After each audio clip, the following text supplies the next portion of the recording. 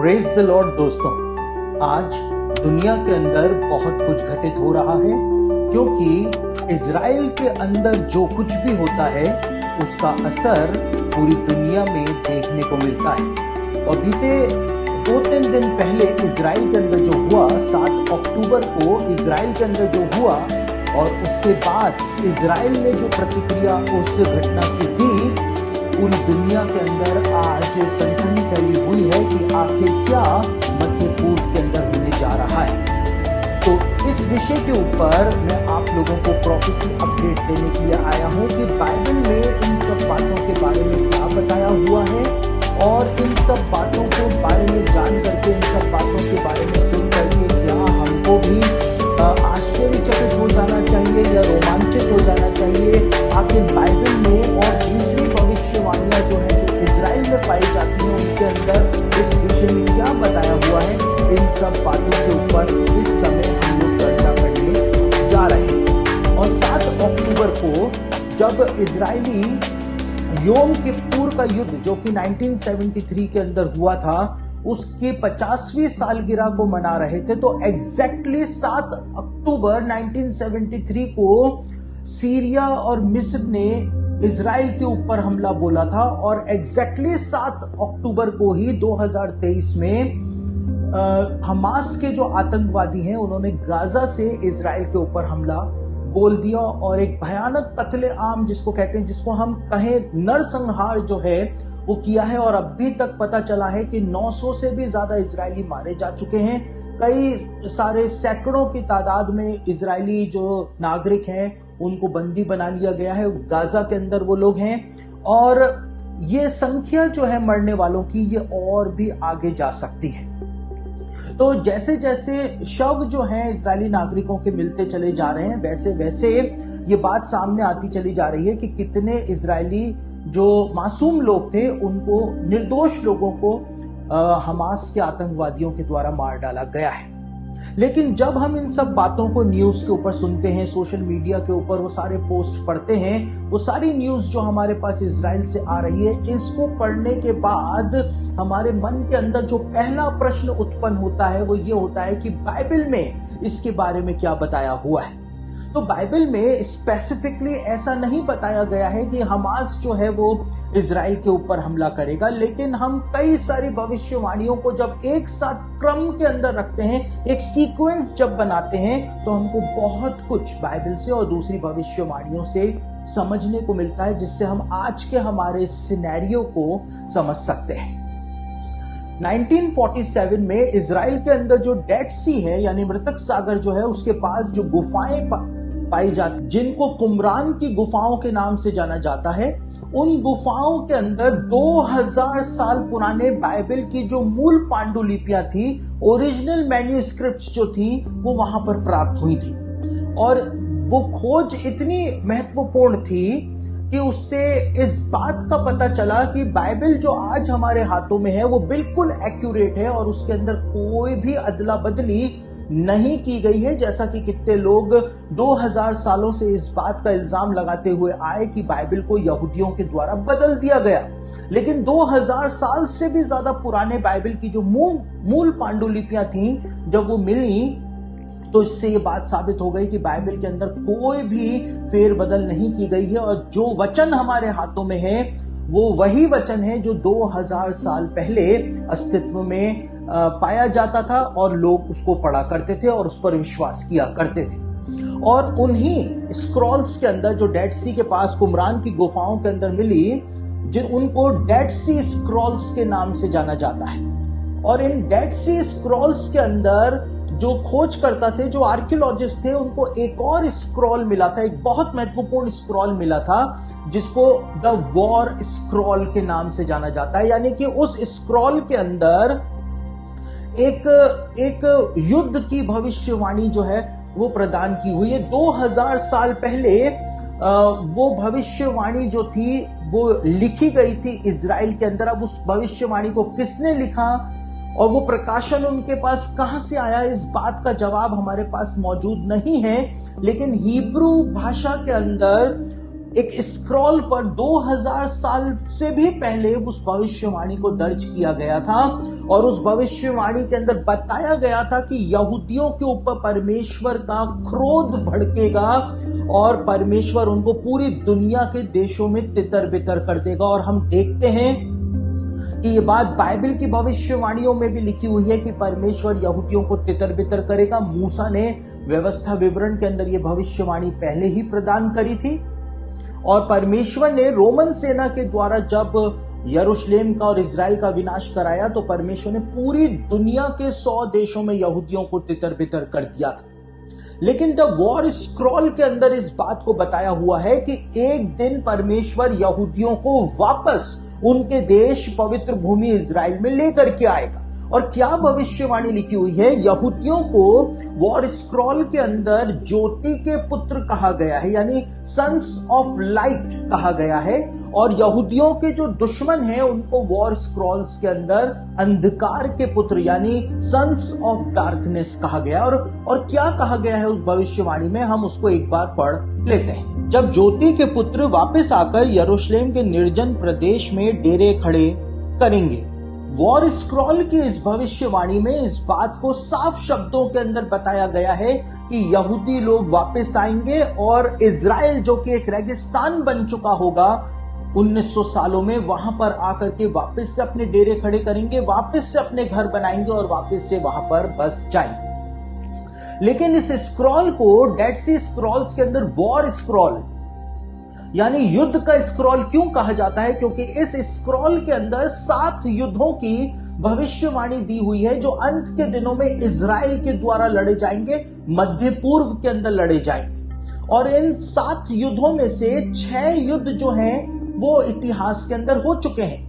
पहला युद्ध जो था वो 1948 में इजराइल ने लड़ा था, उसके बाद 1956 में लड़ाई हुई थी, उसके बाद 1967 में, 1973 में, 1982 में और 2006 में लड़ाई जो इजराइल ने लड़ी थी वो 6 युद्धों की भविष्यवाणी वॉर स्क्रॉल के अंदर बताई हुई है। लेकिन जो 7वां युद्ध है जिसके बारे में वॉर स्क्रॉल के अंदर बताया हुआ है, वो 7वां युद्ध की जो भविष्यवाणी वॉर स्क्रॉल में दी हुई है वो एक बहुत ही रोमांचित कर देने वाली भविष्यवाणी वॉर स्क्रॉल के अंदर प्रदान की गई है। और वॉर स्क्रॉल में उस 7वें युद्ध के बारे में क्या बताया हुआ है उसको जरा हम पढ़ लेते हैं, क्योंकि वहां से ही हम इस सारे सिनेरियो को समझ सकते हैं कि हमास ने इजराइल के ऊपर हमला कर दिया है, उधर हिजबुल्ला लेबनान से इजराइल के ऊपर हमला करने का प्रयास कर रहा है, उधर सीरिया जो है वो तैयारी कर रहा है, ईरान जो है पीछे से पूरा समर्थन इनको दे रहा है। आखिर ये सब कुछ हो क्या रहा है? वॉर स्क्रॉल में 7वें युद्ध की जो भविष्यवाणी लिखी हुई है वो आखिर क्या है, हमको बहुत ही रोमांचित कर देती है। क्या लिखा है हम उसको पढ़ लेते हैं। वे यानी इजरायली मेसोपोटामिया यानी इराक के विरुद्ध युद्ध लड़ेंगे अंत के दिनों में। वे अशुर यानी सीरिया और फारस यानी ईरान के सारे पुत्रों के विरुद्ध लड़ेंगे। यह अत्यंत गौर करने वाला बिंदु है कि इस भविष्यवाणी में इराक, सीरिया और ईरान का नाम आया है जिनसे अंत के दिनों में इजराइल का युद्ध होगा। लेकिन उससे भी ज्यादा महत्वपूर्ण बात इस भविष्यवाणी के अंदर जो हमको पढ़ने को मिलती है, यहां पर जो शब्दावली इस्तेमाल की गई है, जो शब्द इस्तेमाल किए गए हैं, फारस के सारे पुत्र या फारस के पुत्र जो शब्द इस्तेमाल किया गया है इस भविष्यवाणी में, फारस के सारे पुत्र जो बोला गया है, इसका अर्थ आखिर क्या हो सकता है? आपको यह बात जान करके हैरानी होगी कि इराक का नाम इस भविष्यवाणी के अंदर आया है और इराक के अंदर जो बहुसंख्यक जनसंख्या है वो शिया मुसलमानों की है जिनको ईरान समर्थन देता है, क्योंकि ईरान को प्राचीन समय में फारस के नाम से जाना जाता था। और ईरान जो है वो शिया मुसलमान जो इराक के हैं उनको समर्थन देता है। और जितनी भी गड़बड़ी, जितनी भी अव्यवस्था इस समय इराक के अंदर फैली हुई है वो ईरान ने जो अपना समर्थन दिया हुआ है उसकी वजह से वहां पर वो सारी गड़बड़ी और अव्यवस्था फैली हुई है। उसके बाद हम देखते हैं कि सीरिया के जो राष्ट्रपति हैं असाद और सीरिया के अंदर जो गृह युद्ध चल रहा है उसमें ईरान का पूरा समर्थन जो है वो सीरिया के राष्ट्रपति को मिला हुआ है, और इसी वजह से पूरे सीरिया के अंदर अव्यवस्था जो है वो फैली हुई है। उधर लेबनान के अंदर हिजबुल्ला को सारे हथियारों की सप्लाई जो है वो ईरान के द्वारा की जाती है ताकि वो इजराइल के ऊपर हमला कर सके। सीरिया को जो हथियारों की सप्लाई है वो ईरान के द्वारा की जाती है ताकि वो इजराइल के ऊपर हमला कर सके।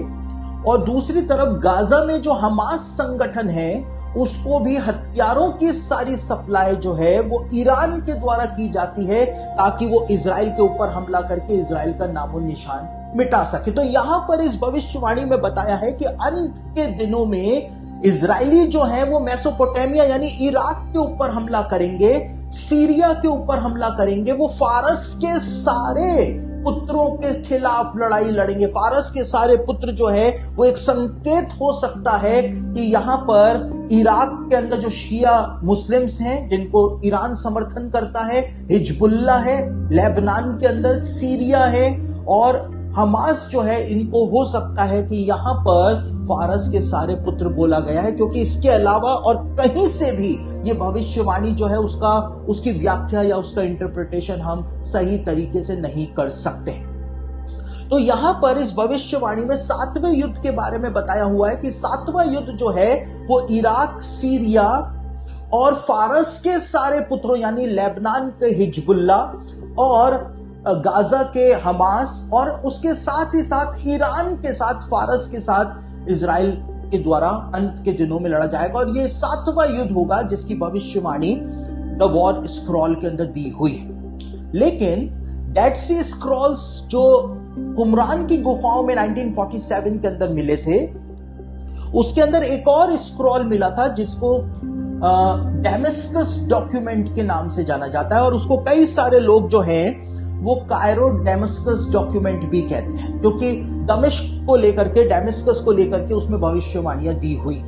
लेकिन इस डेमस्कस डॉक्यूमेंट नाम के स्क्रॉल में, जो कि डेड सी स्क्रॉल्स में मिला था, इसके अंदर अंत के दिनों के बारे में बताया हुआ है कि अंत के दिनों में ये अंतिम युद्ध जो लड़ा जाएगा, जो 7वीं लड़ाई जो लड़ी जाएगी इजराइल के द्वारा, जिसमें इजराइल विजयी होगा, उसके लिए बताया है कि अंत के दिनों में बलियाल को इजराइल के विरुद्ध छोड़ा जाएगा, इजराइल के खिलाफ छोड़ा जाएगा। अब ये बलियाल जो है वो दुष्ट आत्माओं के प्रधान का नाम बाइबल के अंदर भी बताया गया है। जब पौलुस ने कहा कि परमेश्वर के मंदिर का बलियाल के साथ क्या लेना देना है, तो बलियाल जो है वो दुष्ट आत्माओं के प्रधान का नाम बाइबल के अंदर बताया गया है।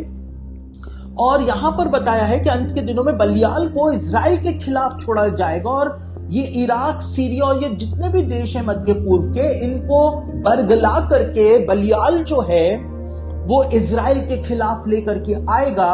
और जब इजराइल के खिलाफ बलियाल इन लोगों को लेकर के आएगा, इन देशों को लेकर के आएगा, उसके बाद अंत के भी अंत में, ये 7वें युद्ध के, दुनिया के अंत के नहीं, लेकिन इस 7वें युद्ध के अंत में क्या होगा, परमेश्वर इंटरवीन करेगा, परमेश्वर हस्तक्षेप करेगा, और परमेश्वर बलियाल और उसके साथ आई हुई सेना का क्या हाल करेगा, वॉर स्क्रॉल के अंदर बताया हुआ है। और क्या बताया हुआ है हम उसको एक बार पढ़ लेते हैं। यहां पर लिखा है वॉर स्क्रॉल के कॉलम 16 के 1 में, परमेश्वर का हाथ बलियाल और उसके साथियों को पराजित करेगा, बिना किसी को बख्शे उस दुष्टता को नष्ट किया जाएगा।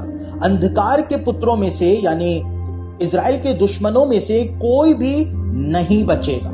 यानी कि यहां पर साफ तौर से बताया हुआ है कि परमेश्वर का इंटरफेरेंस इस युद्ध के अंदर होगा और उसके बाद परमेश्वर इजराइल को विजय दिलाएगा। वॉर स्क्रॉल की ये 2000 साल पुरानी भविष्यवाणी जो है, इसमें साफ तौर से इस बात को बताया गया है। तो अंतिम युद्ध जो है, 7वां युद्ध जो है, वॉर स्क्रॉल की भविष्यवाणी के आधार पर वो फारस और उसके पुत्रों के साथ और इराक और सीरिया के साथ इजराइल के द्वारा लड़ा जाएगा। यानी सीधा सीधा ईरान का इन्वॉल्वमेंट जो है वो हमको इस 7वें युद्ध के अंदर होता हुआ दिखाई दे रहा है। लेकिन यहेजकेल की पुस्तक का जो 38वां अध्याय है, उसके अंदर भी इस बात को बताया हुआ है कि अंत के दिनों में बहुत सारे देशों के द्वारा इजराइल के ऊपर हमला किया जाएगा। और इस भविष्यवाणी को हम कई बार अलग अलग एंगल से समझ चुके हैं, लेकिन एक और नया एंगल मैं आज आपके सामने रख रहा हूं। यहेजकेल की पुस्तक उसका 38 अध्याय उसके 5वें वचन के अंदर उन सारे देशों के नाम बताए गए हैं जो कि इजराइल के ऊपर हमला करने के लिए आएंगे। और उसमें पहला नाम रूस का बताया गया है, लेकिन दूसरा नाम फारस यानी ईरान का नाम बताया गया है। यानी कि ईरान की भूमिका होगी इजराइल के ऊपर हमला करने वाले देशों की सूची में। यहेजकेल भविष्यवक्ता के द्वारा भी ईरान का नाम जो है वो बताया गया। और आज हम देखते हैं ये हमला जो हुआ है, इस हमले के द्वारा भी हम देख सकते हैं, और हम इससे हमले से पहले की भी जो मध्य पूर्व की राजनीति है उसके आधार पर हम इस बात को समझ सकते हैं कि जो की प्लेयर बताए हैं यहेजकेल 38 अध्याय में कि जो देश इजराइल के ऊपर हमला करने के लिए आएंगे, रूस इजराइल के खिलाफ खड़ा हुआ है। रूस जो है उसके लिए बताया है यहेजकेल ने कि वो उत्तर दिशा से इजराइल के ऊपर हमला करने के लिए आएगा, और इजराइल की उत्तर दिशा में सीरिया आता है, और आज रूस की सेनाएं पहले से ही सीरिया के अंदर मौजूद है। तो की प्लेयर्स जो हैं वो अपनी अपनी स्पेसिफिक जगह पर सेट हो रखे हैं। ईरान और इजराइल के बीच में इतनी भयानक शत्रुता है कि जब हमास के आतंकवादियों ने इजराइल के अंदर नरसंहार किया 7 अक्टूबर को, तो ईरान की संसद के अंदर जश्न मनाया गया और इजराइल मुर्दाबाद के नारे जो हैं वो संसद के अंदर लगाए गए। तो इतनी भयानक शत्रुता है। उसके बाद वहां पर कूश का नाम बताया गया है, और कूश जो है वो अफगानिस्तान और पाकिस्तान का इलाका माना जाता है। और ये दोनों ही देश जो हैं वो इजराइल के कट्टर दुश्मन माने जाते रहे। और अभी भी 7 अक्टूबर को जो हमला हुआ उसके बाद अफगानिस्तान में तालिबान ने कहा कि वो भी इजराइल के खिलाफ युद्ध लड़ने के लिए जाना चाहता है। पाकिस्तान के द्वारा इजराइल की आलोचना की गई और फिलिस्तीनियों का, हमास का समर्थन किया गया। तो की प्लेयर्स जो हैं वो सेट हो रहे हैं। तुर्की का नाम तोगरमा के रूप में वहां पर दिया हुआ है, और तुर्की जो है वो शुरू से ही फिलिस्तीनियों का समर्थन करता रहा है। और अभी भी इतना बड़ा हमला हो जाने के बावजूद जो तुर्की के राष्ट्रपति हैं उनके मुंह से हमास की निंदा जो है वो निकल नहीं पा रही है। तो हमको दिखाई दे रहा है कि कैसे की प्लेयर्स जो हैं वो सेट होते चले जा रहे हैं। और ये युद्ध जिसकी भविष्यवाणी यहेजकेल ने दी है उसमें ईरान को लीडिंग रोल में दिखाया जा रहा है। वो हमको दिख रहा है कि ईरान जो है उसने आखिर इजराइल को चारों तरफ से किस प्रकार से घेरा हुआ है। साथ ही साथ ये अंतिम युद्ध जो ईरान के साथ होगा या ईरान की वजह से होगा इजराइल के ऊपर ये देश हमला करने के लिए आएंगे, उस समय एक चिन्ह प्रकट होगा जिसके बारे में यहेजकेल ने बताया है। और ये बहुत महत्वपूर्ण बात है। हमास ने 7 अक्टूबर को ये हमला जो किया उसके पीछे एक स्पेसिफिक कारण है जिसको हमास ने अपने ऑफिशियल स्टेटमेंट के अंदर बताया है। और क्या कारण है जिसके बारे में यहां पर बताया हुआ है, यहेजकेल 38 अध्याय और उसके 11वें वचन में क्या लिखा है आपके सामने पढ़ रहा हूं।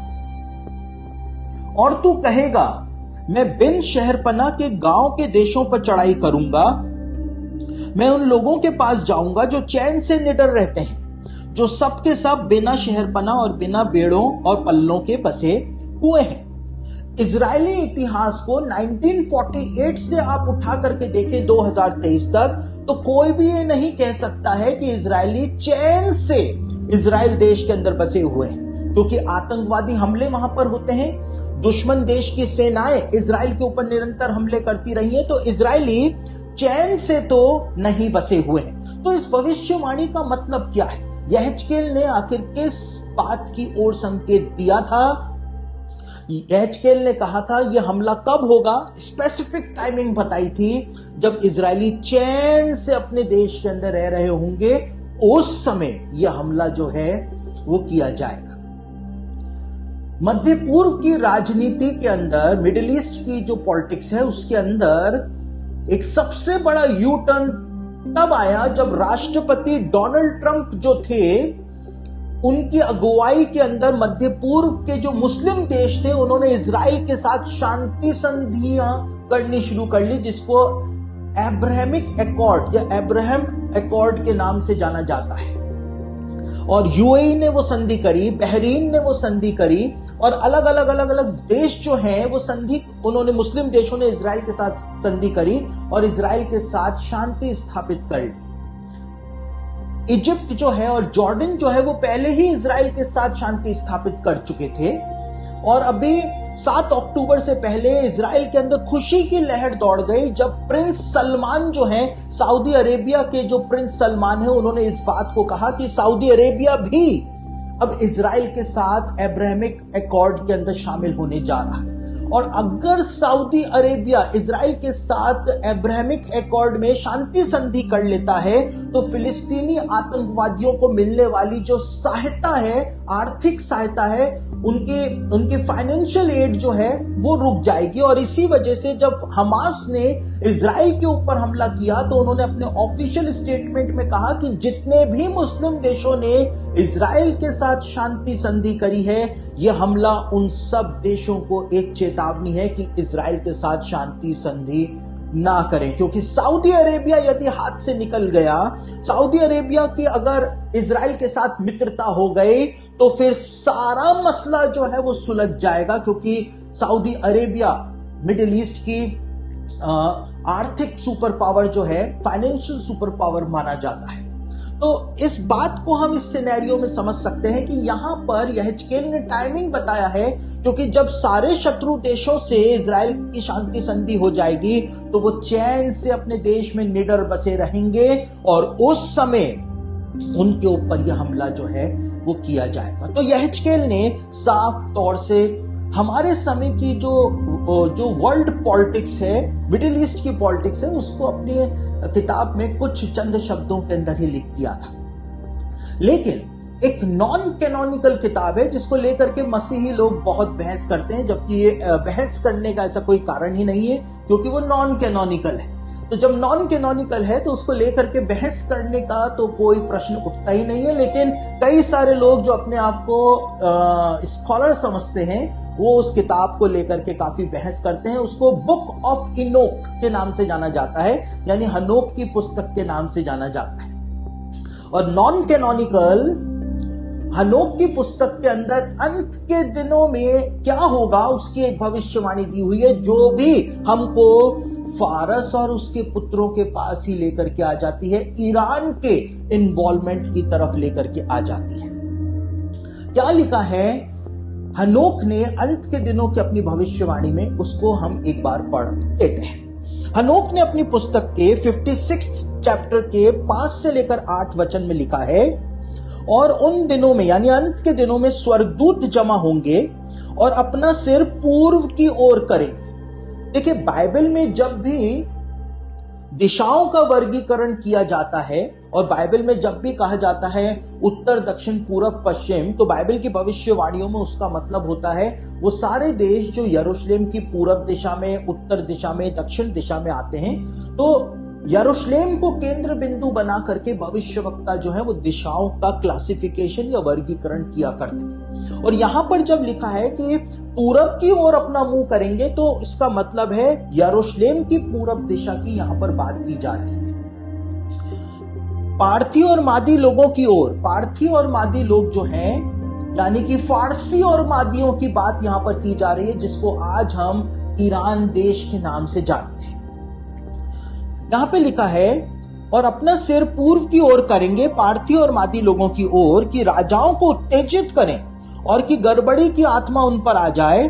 जैसा कि हमने पढ़ा कायरो जो डेमस्कस डॉक्यूमेंट है उसके अंदर साफ तौर से लिखा है बलियाल को अंत के दिनों में छोड़ा जाएगा इजराइल के खिलाफ, और वो इन देशों को बरगला करके इजराइल के खिलाफ लेकर के आएगा। और यहां पर भी लिखा है कि गड़बड़ी की आत्मा उन देशों के ऊपर आ जाएगी, ईरान पर और दूसरे राजाओं पर आ जाएगी, और उनके सिंहासनों पर उनको परेशान करे, और वे अपने विश्राम स्थानों से सिंहों की तरह आए और अपने झुंड के मध्य भूखे भेड़ियों की तरह आए, और वे उठेंगे और उसके चुने हुओं की भूमि पर कदम रखेंगे। यानी परमेश्वर के चुने हुओं की भूमि यानी इजराइल देश की बात यहां पर की गई है।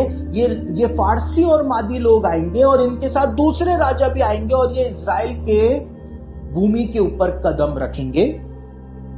और उसके चुने हुओं की भूमि उनके सामने खलियान और मार्ग बन जाएगी, परंतु मेरे धर्म का नगर यानी यरूशलेम उनके घोड़ों के लिए बाधा बनेगा और वे आपस में युद्ध लड़ने लगेंगे और उनका दाहिना हाथ उनके विरुद्ध बलवंत होगा और मनुष्य अपने पड़ोसी या अपने भाई को नहीं पहचानेगा, न पुत्र अपने पिता या माता को, जब तक कि वहां उनकी मृत्यु और उनके दंड से पर्याप्त शब्द ना हो जाए। यह व्यर्थ में नहीं होगा।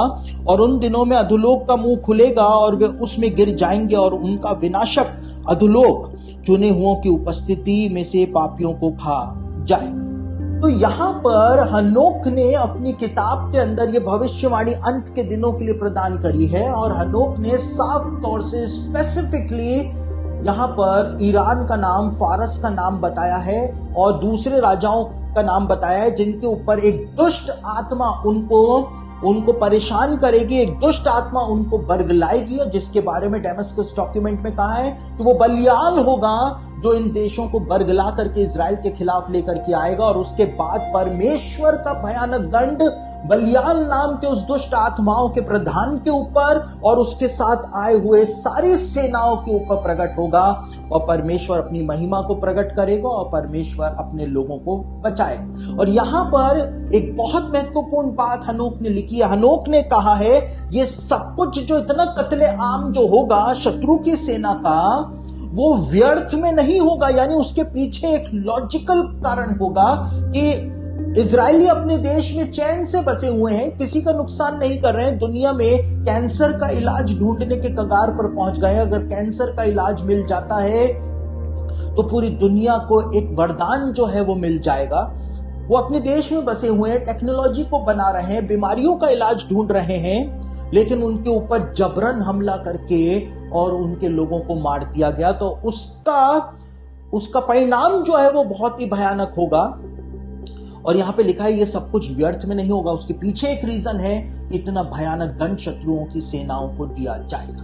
तो जब भी इजराइल का किसी भी देश के साथ युद्ध होता है, हमास के साथ होता है या ईरान के साथ तनातनी हो जाती है, तो हम अक्सर इस बात की अटकल लगाते हैं कि इजराइल जो है वो ईरान पर हमला करने जा रहा है, लेकिन ऐसा होता नहीं। हम बार बार इस बात को कहते हैं कि अब समय आ गया है। जब यूक्रेन के ऊपर रूस ने हमला किया तब भी हमने इस बात की अटकल लगाई थी कि हो सकता है अब इजराइल जो है वो ईरान के ऊपर हमला करे, लेकिन तब भी ऐसा नहीं हुआ और इतना समय बीत चुका है। और अब भी हम इस बात की अटकल लगा रहे हैं कि हो सकता है कि इजराइल अब हमास के बाद सीधा ईरान को अपने टारगेट के ऊपर ले। लेकिन समस्या यह है कि प्रधानमंत्री बेंजामिन नेतन्याहू के नेतृत्व में, उनकी लीडरशिप में इजराइल जो है वो कमजोर पड़ता चला जा रहा है। 2004 से इजराइल इस बात की धमकियां दे रहा है कि इजराइल ईरान पर हमला करने जा रहा है, लेकिन इजराइल हमला कर ही नहीं पाया। इससे इजराइल की कमजोरी पता चल गई कि इजराइल के अंदर वो मादा नहीं बचा है अब कि वो आगे होकर के किसी देश के ऊपर हमला कर सके। और इसी का फायदा हमास ने और ईरान ने और हिजबुल्लाह और अलग अलग संगठन जो हैं वो उठाने का प्रयास कर रहे हैं। लेकिन पहली बार हमेशा इजरायली सरकार धमकियां देती रही, भक्तियां देती रही कि हम ईरान पर हमला करेंगे, लेकिन पहली बार अब हमास के इस हमले के बाद इजरायली नागरिकों के द्वारा यह सवाल इजरायली सरकार से पूछा जा रहा है कि ईरान पर इजरायली सरकार हमला कब करने जा रही है। यानी कि हो सकता है कि ये वो समय आ गया हो जब इजराइल ईरान के ऊपर अपना निशाना साधे। हो सकता है, क्योंकि अब इससे बड़ा और क्या घटना इजराइल को चाहिए हो सकती है। इससे बड़ा और क्या इजराइल को एक कारण चाहिए हो सकता है कि वो ईरान के ऊपर हमला करे, क्योंकि हमास को जितना भी ये आतंकवादी जो तैयार किए गए, ये ईरान के द्वारा तैयार किए गए हैं। हिजबुल्लाह जो है वो ईरान के द्वारा तैयार किया गया है। तो इजराइल के पास एक लीगल कारण है ईरान के ऊपर हमला करने का। और मैं सोचता हूं कि इससे बड़ा कारण और क्या चाहिए होगा। क्या ईरान इजराइल के ऊपर न्यूक्लियर बम गिरा देगा तब इजराइल जो है वो ईरान के ऊपर हमला करेगा? तो एक लीगल रीजन जो है वो सामने आता हुआ हमको दिखाई दे रहा है कि हो सकता है, अभी भी हम सिर्फ अटकल ही लगा सकते हैं, हो सकता है कि ये वो समय आ गया हो जब हम इन भविष्यवाणियों को अपनी आंखों के सामने पूरा होते हुए देखने जा रहे हैं। तो ये कोई लोग मर रहे हैं तो हमको उनके मरने से हमको कोई खुशी नहीं हो रही है। मैंने टेलीग्राम के ऊपर एक पोस्ट बीते दिनों डाला जिसमें मैंने गाजा के लोगों को मरता हुआ जो तस्वीरें आ रही हैं उसको मैंने पोस्ट किया था और मैंने कहा था इन सब से किसका फायदा हो रहा है, ये मानवता का नुकसान है। लेकिन जैसा किया जाता है उसका रिजल्ट जो है वो वैसा ही मिलता है। एक तरफ निर्दोष इजरायलियों को मारा गया तो दूसरी तरफ निर्दोष फिलिस्तीनी जो हैं वो अब मारे जा रहे हैं। तो निर्दोष लोगों का दोनों ही तरफ कोई लेना देना नहीं है, लेकिन उसके बावजूद निर्दोषों की हत्याएं जो हैं उनका मारा जाना जो है वो किया जा रहा है। लेकिन इसके साथ ही साथ भविष्यवाणियां जो हैं अपने पूरे होने के प्रोसेस के अंदर आती चली जा रही हैं, क्योंकि जब कुछ बड़ा होता है तभी भविष्यवाणियां अपने पूरे होने के प्रोसेस में आ जाती हैं। तो आज की प्रोफेसी अपडेट के अंदर इतना ही। आगे आने वाले समय में हम भजन संहिता से हमास ने जो इजराइल के ऊपर युद्ध किया है और स्पेसिफिक ईयर जो आज इजराइल का चल रहा है उसमें कैसे वो भविष्यवाणी सेट होती है उसको हम अगली प्रोफेसी अपडेट के अंदर समझने का प्रयास करेंगे।